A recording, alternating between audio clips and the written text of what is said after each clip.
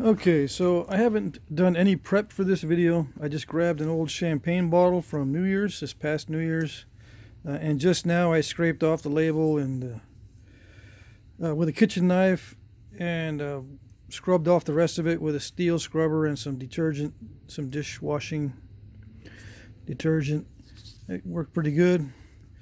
I haven't napped a champagne bottle on video before. I don't think I've seen one being napped. The bottom is unusual, so you can't stick a nail in there and shake it around and pop the bottom off and use the bottom. See what I mean? So I'll be using the sides. Hopefully it'll work. It's been a long time. Well, since the last video. I haven't napped since the last video, so we'll see what I can do here with this. Oh yeah, and I found my pad. There's a little bit of wear and tear on it from my little dog who ran off with it. Apparently he came back and sat right there. I just straightened it out and left it right there. I just found it earlier today, so he took it somewhere and brought it back. Okay, so I'm just gonna try to break this into pieces without too much fuss, I suppose. Let's see. I guess it doesn't matter where. Now, champagne bottles are pretty thick, which is kind of nice. See if I can get a good piece from the side.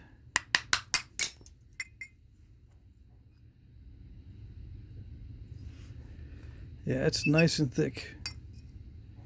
Much better than a beer bottle. Now, one thing I don't like about glass is the little bitty pieces everywhere. But I don't care. See what we can do with this.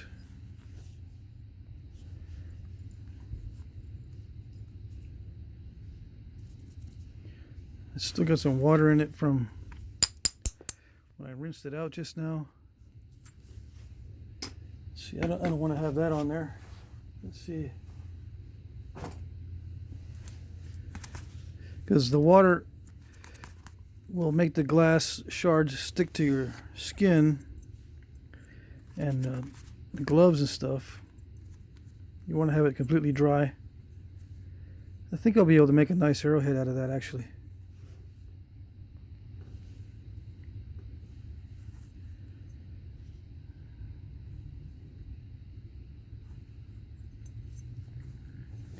Got to look to see if there's always some weird cracks when you just break it at random like that. So make sure you don't end up with some weird cracks in with your point that you're making.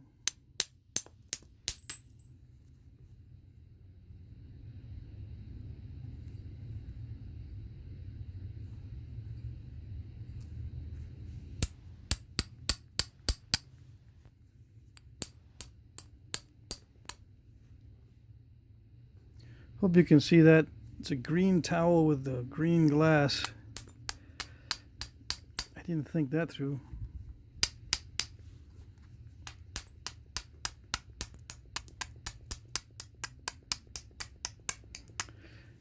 Now, as far as the dust from glass, I think it's less hazardous than rock dust from flint or chert. It has something to do with the crystalline structure of the glass. It's called an amorphous solid, whereas the flint and the chert are cryptocrystalline or cryptocrystalline. The crystal composition has a different chemical reaction with the inside of your lungs. So believe it or not, it's safer to nap glass as far as your lungs go than to nap rocks, especially if you're indoors. Now, I don't ever recommend napping indoors on a full-time basis unless you have some sort of ventilation system or you leave your doors and windows open so there's a crosswind. Like I've got here, I've got a pretty good crosswind. I've got a big gaping hole with a screen at the bottom of that wall on that side of the shop, and it blows air across. And there's some vented windows on the other side of my shop. But I try to nap outside whenever possible.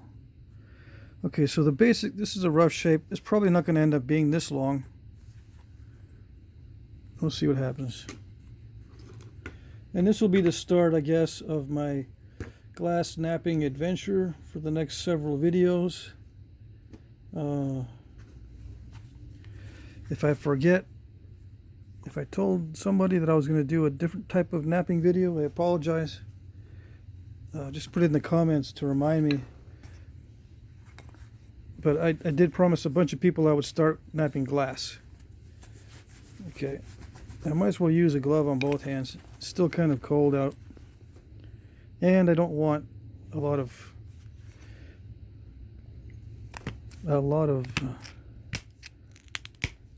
risk in this one as far as getting pieces of glass in my fingers. Okay.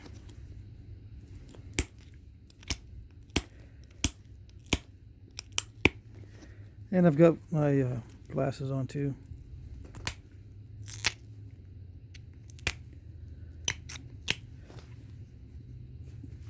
The pieces of glass are more bouncy than stone,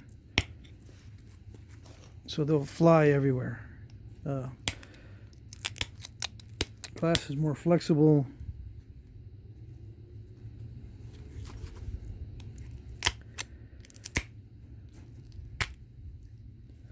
And it has that annoying characteristic where those little shards just go everywhere, even if you're not putting all that much pressure on it or not much percussion work. Okay, so I'm just going to have to zigzag all the square edges.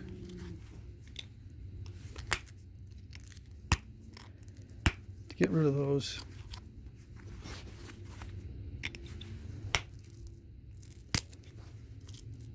I could use indirect percussion for this. I probably should, just to speed it up. Let's see.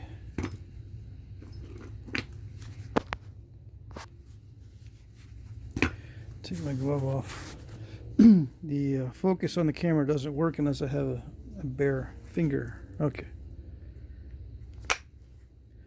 I gotta touch the screen every time I want it to focus on a certain point, a certain place.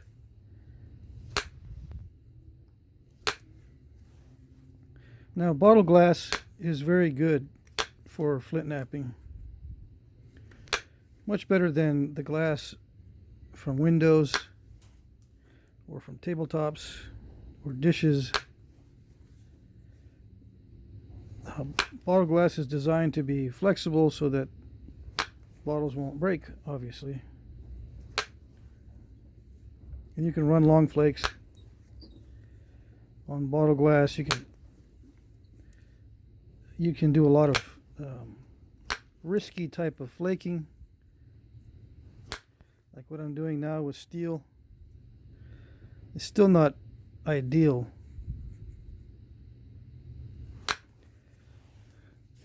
You know what I mean? I'm hitting in the center, and I'm thick on the ends, and I'm using steel, which sends in a lot of incipient cracks. But with bottle glass, it's forgiving.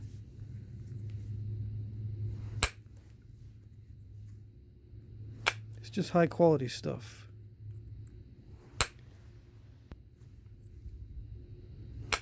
But I don't want to jinx myself, so I won't say too much about it.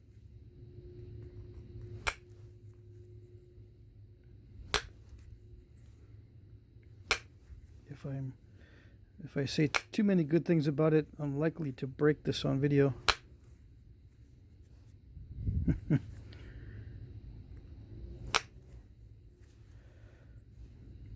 So I'm just taking down or taking off that square edge by zigzagging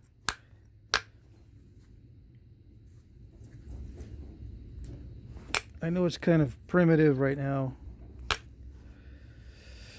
Crude. The knapping is really crude right now, but I'll refine it here in a little bit. I'm going to lose a lot of width and length probably.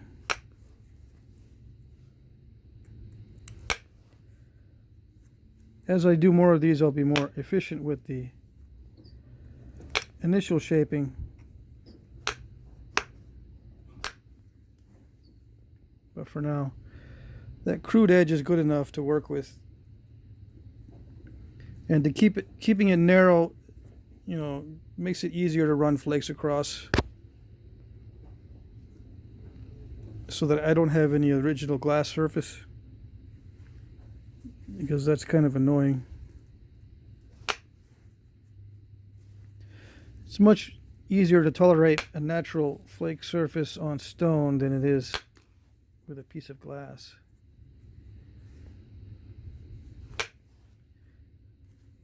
It just doesn't look right. Even though you know, glass is a modern material, I personally don't like seeing the original surface of the glass on the finish point.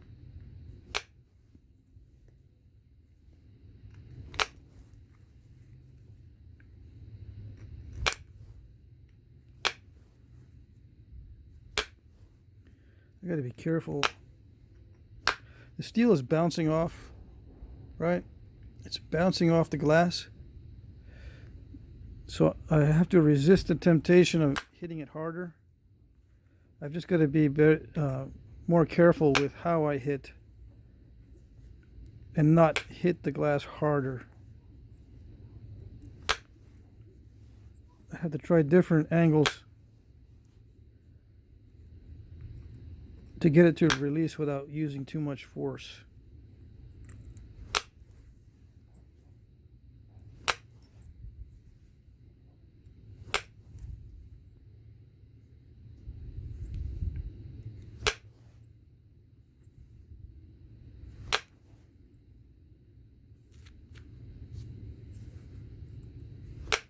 Trying to send a flake across here, but it's not working.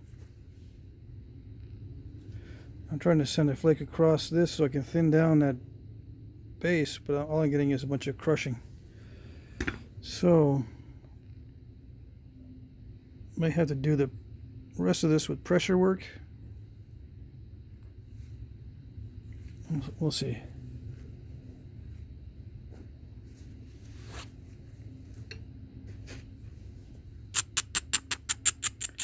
Maybe if I grind a little more.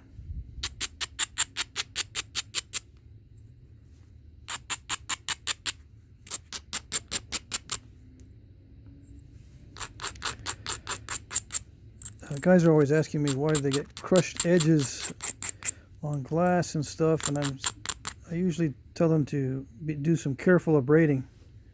See if that works on this. I know it works, but let's see if it works on this particular setup.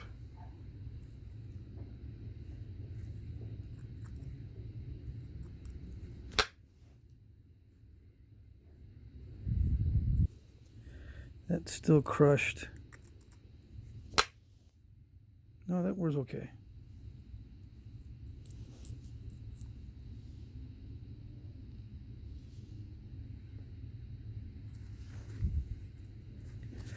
Yeah, so the abrading did help.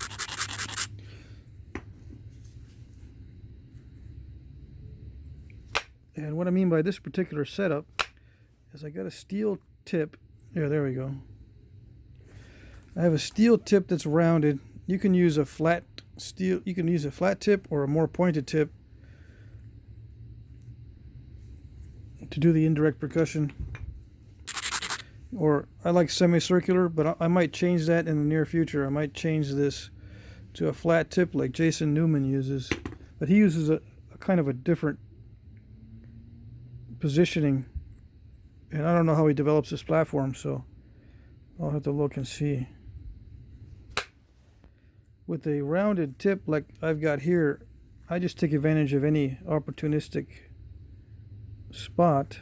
Any spot that looks like a good platform, I can usually get that rounded tip in there. If the tip is flattened, that platform is going to have to protrude, I think, from the rest of the edge in order for me to hit it properly with a flat.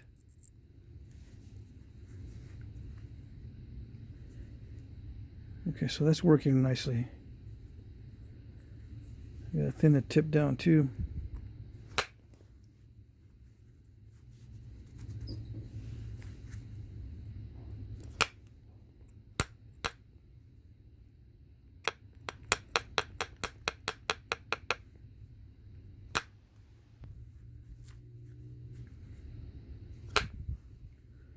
And I'm not too worried about working the concave side or the convex side first,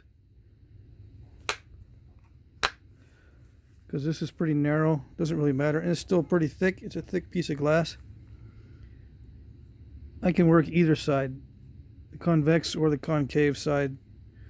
I think in my other videos I worked the concave side of the glass first, because this one is easier, the convex side. So if I get the hard stuff done first, that kind of makes the rest of it, much easier, less tiring. Get rid of the difficult stuff in the beginning when you're less tired.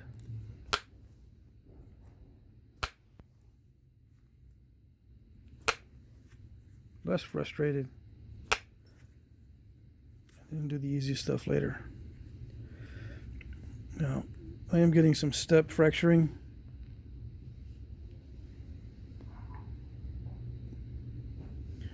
That step fracturing probably wouldn't be occurring if I had copper or some other softer material.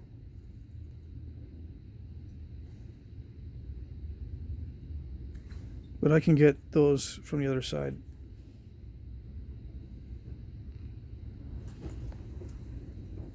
Hopefully.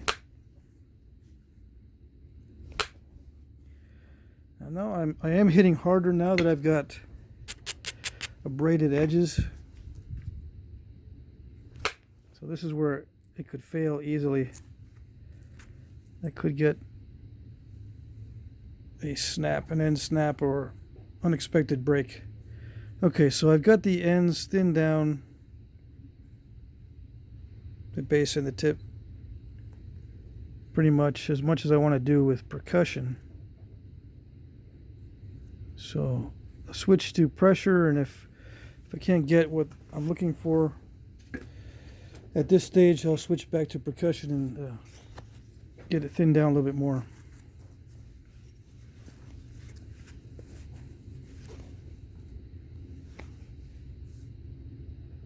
Now, this is going to be the hard part, because glass is hard to see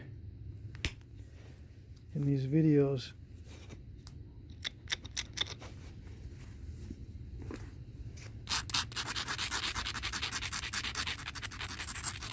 I think I've got that lamp set up so that you can see okay.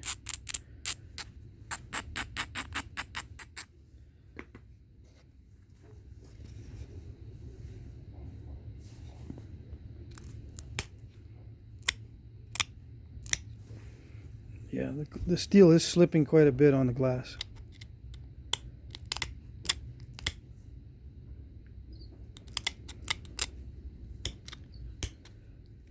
Now, if you do a little research on Ishii, he used steel on his obsidian arrowheads, steel pressure flakers, and he had a random pattern on his arrowheads.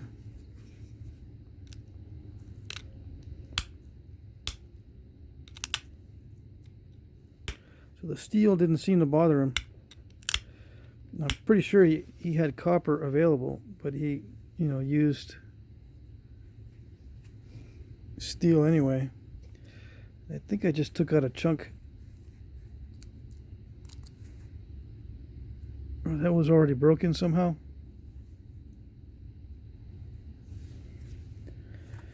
That's not, well, I suppose that's okay.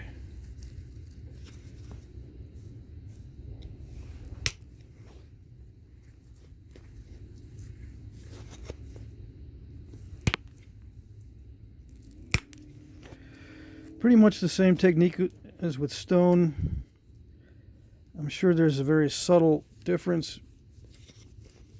The biggest difference I can see is the abrading is more important with glass because it's so slippery.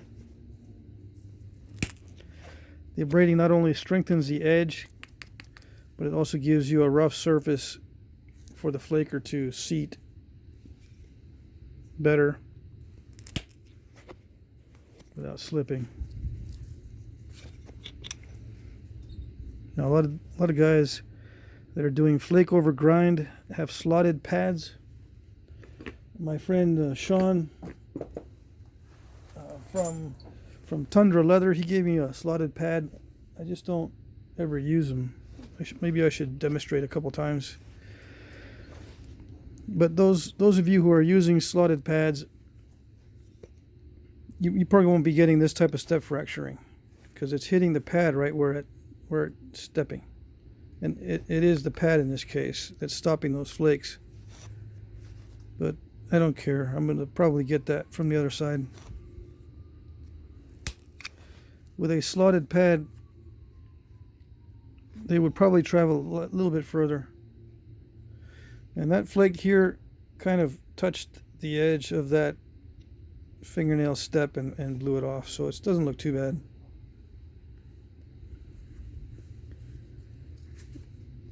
Yeah. Okay, so pressure is working pretty good. I can probably do the rest with pressure.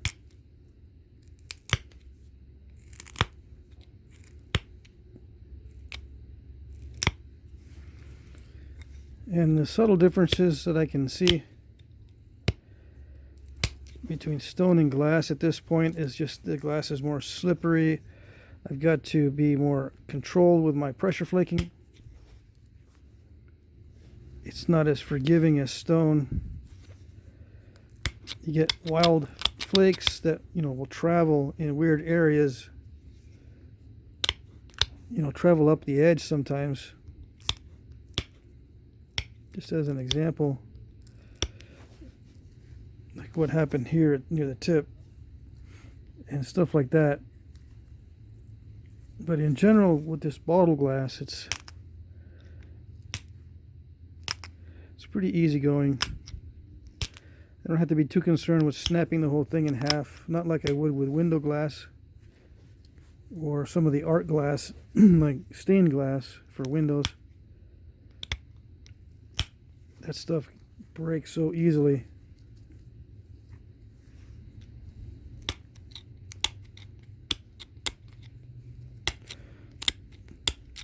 But yeah, I'll try to use all different types of glass.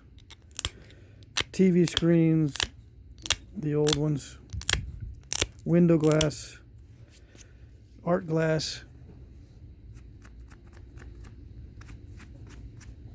bookshelf glass, dishes, cups, and bottles.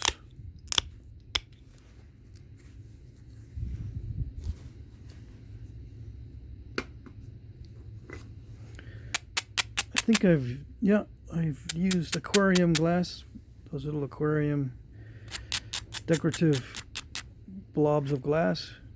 I made an arrowhead out of that in one of the videos, or at least one of those. So I'm not going to do that one again.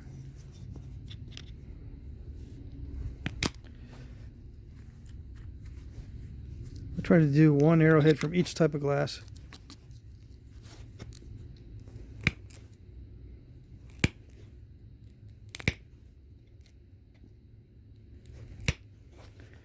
Yeah, when it's really thick like that, indirect percussion is probably better. I'm trying to knap this way. That platform is really good, but I just can't get it to go because it's so slippery.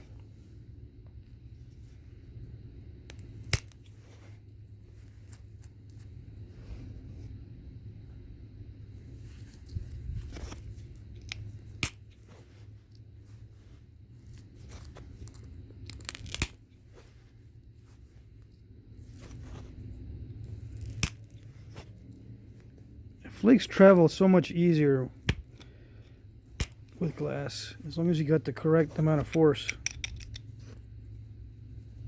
You have to get used to it.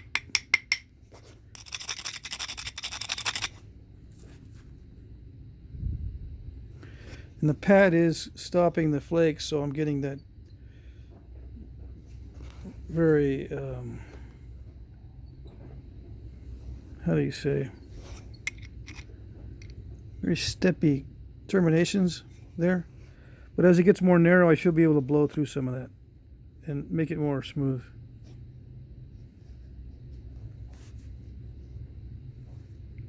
I should probably work on the overall shape. Now that I've got the edges thinner, I'm going to work on the overall shape.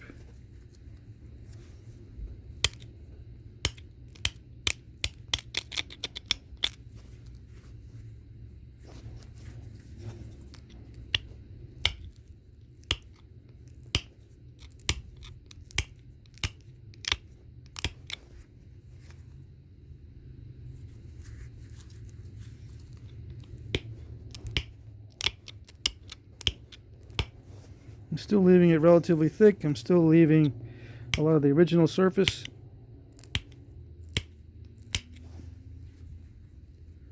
I still have step fractures and weird stuff going on near the edges. Still pretty crude.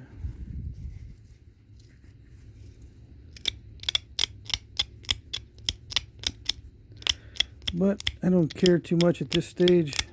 It's the final finishing that I'll be a lot more careful with.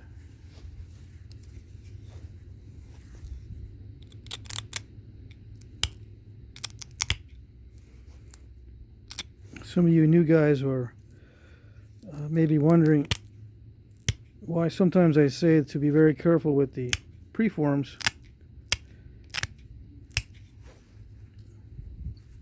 It helps you, if you're really careful with the preform, it'll help you down the line with the finished product.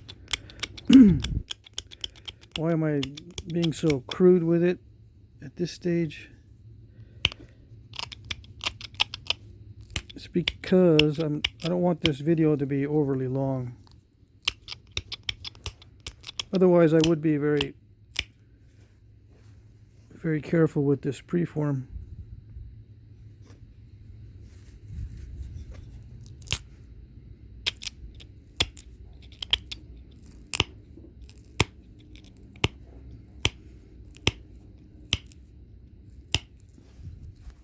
Especially if I was duplicating something like an Ishii point.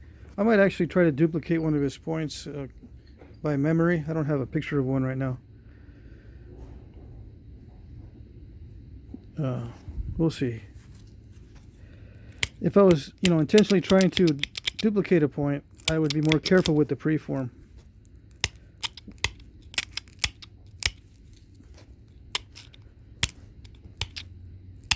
Oh, there's a few things that you want to get right with the preform. You don't want it too thin because it'll be difficult to run damage control flakes on a thin workpiece. So you don't want it too thin. You want to give yourself enough thickness to wipe out any step fractures in the middle or any mistakes in the middle. I need a sharper tip. Let's see. This tip right now is too rounded for what I'm doing. As you get more into the final stages, the tip needs to be more fine so you can run finer flakes. Right now I'm starting to get some crushing because the edges are thinner. I'm trying to run more delicate flakes, but the big old tip on here is crushing everything. Let's see. Well, let's just continue this on the next video before I run out of time.